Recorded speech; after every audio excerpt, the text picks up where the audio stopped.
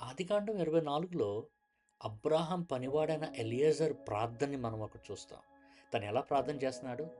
నా యజమానుడైన అబ్రాహాం దేవుడు అని ప్రార్థన చేస్తున్నాడు. అలా ప్రార్థన చేసిన వెంటనే దేవుడు తన మొర్ర విన్నాడు. మనం ఒకటి తెలుసుకుంటాం ఏంటంటే, ఎలియేజర్ ప్రార్థన అబ్రాహాంకి దేవునికి ఉన్న మధ్యన సంబంధంతో పుట్టింది.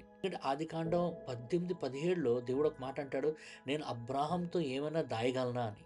అంటే చూసుకోండి, అంత ఇంటిమెసీ, అంత సాన్నిహిత్యం ఉన్నది.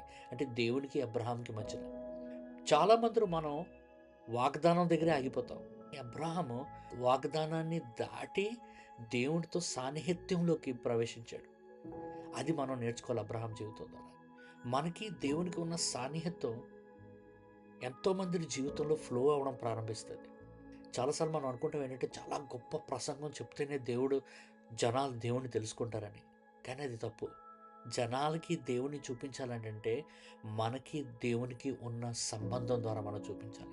మనకి దేవునికి ఉన్న సంబంధం ఒక రేడియేషన్ లాంటిది, అందరినీ చుట్టుముడుతుంది. మీరు కానీ హ్యూస్టన్లో ఒక తెలుగు సంఘంతో జతపడాలనుకుంటే తప్పకుండా సంప్రదించండి.